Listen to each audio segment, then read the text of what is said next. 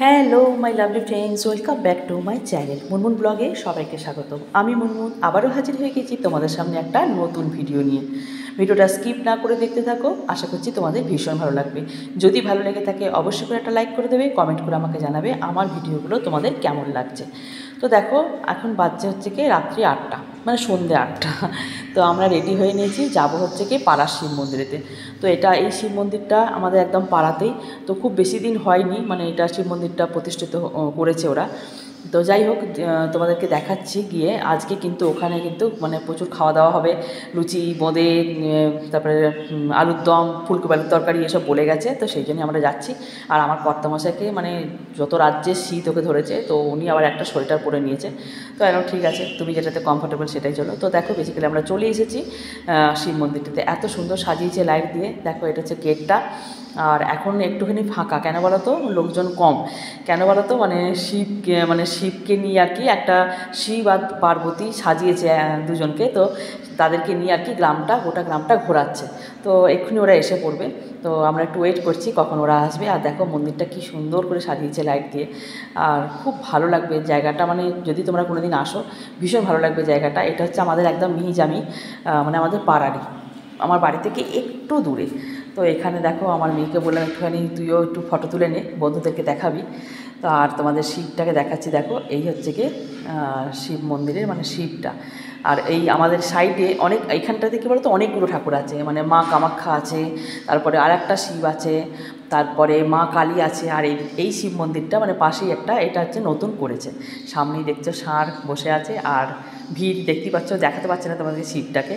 তো আমার মেয়েকে বললাম একটুখানি ক্যামেরাটা সামনে নিয়ে যা, নিয়ে গিয়ে একটু দেখা। তো এই যে একজন পুজো করছে আর কি। তো দেখো দূর থেকে দেখিয়ে দিলাম, খুব সুন্দর লাগছে দেখতে, মানে সাজিয়েছে খুব সুন্দর লাইট দিয়ে। তো আমি কিন্তু তোমাদেরকে বলেছি, কালকে ভিডিওতে তোমাদেরকে দেখিয়েছি, আমি কিন্তু বাজারের শিব মন্দিরে গেছিলাম। ওখানেই প্রতি বছর যাই বলে ওখানেই গেছিলাম, মানে শিবের মাথায় জল দিতে। এখানেও কিন্তু অনেকে এবছরে শিবের মাথায় জল দিয়েছে। আর এই দিকে দেখো, তোমাদেরকে বললাম না যে এইদিকে অনেকগুলো মানে ঠাকুরের মানে মন্দির আছে। এটা হচ্ছে কি মা কামাখ্যার মন্দির এইটা। এখন কিন্তু দরজা বন্ধ আছে। আর সামনেই দেখো শিবলিঙ্গ একটা আছে, আর সাইডে হচ্ছে কি মা কালী। তো দেখো এত সুন্দর সাজিয়েছে, চারিদিকটা একটু দেখিয়ে দিচ্ছি। আর এই দেখো এখানে কিন্তু খাবার আয়োজন শুরু করে দিয়েছে, মানে চেয়ার টেবিল পাততে শুরু করে দিয়েছে, কেন কি ওরা এখনই ঢুকবে। আর এদিকে আমার মেয়ে আর বর দাঁড়িয়ে গেছে ঝালমুড়ি খাবে বলে, বলছে আমার খিদে পেয়েছে, একটু ঝালমুড়ি খাবো। তাই না, ঠিক আছে খা। তো আমি আজকে খাবো না, যেহেতু ঝালমুড়িতে পেঁয়াজ দেওয়া আছে, তো আমি আজকে খাবো না। ওই জন্যে মেয়ে আর বরই খাচ্ছে। আর এদিকে দেখো শিব পার্বতী গ্রাম ঘুরে এসেছে, কি সুন্দর লাগছে দেখতে।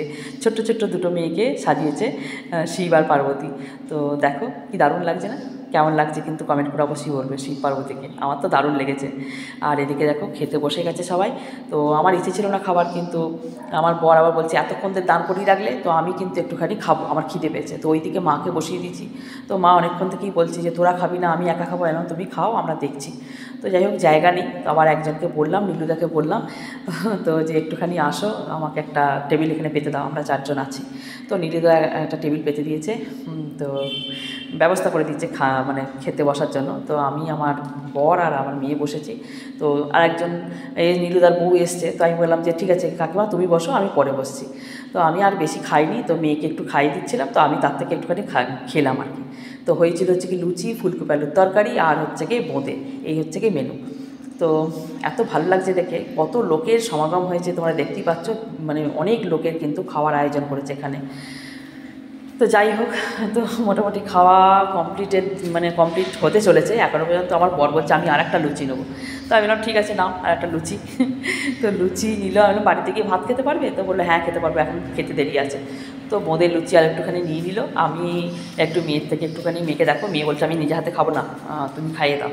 তো ওকেও খাইয়ে দিলাম, আমিও একটু খেলাম। তো দেখো খাওয়া দাওয়া মোটামুটি কমপ্লিট। এরপর যাব বাড়ি। তো মেয়ে আমার ইচ্ছা হলো যে একটু আইসক্রিম খাবে। এদিকে আইসক্রিম আনতে এসেছি, তো এখানে আইসক্রিমের লোকটা খেতে বসে গেছে। তো আমি বললাম চল ওই দিকটাতে থেকে আরেকটা আইসক্রিম নিয়ে নিই, আরেকটা আইসক্রিমের স্টল দিয়েছে। তো আমি বললাম তো ওখান থেকে নিই।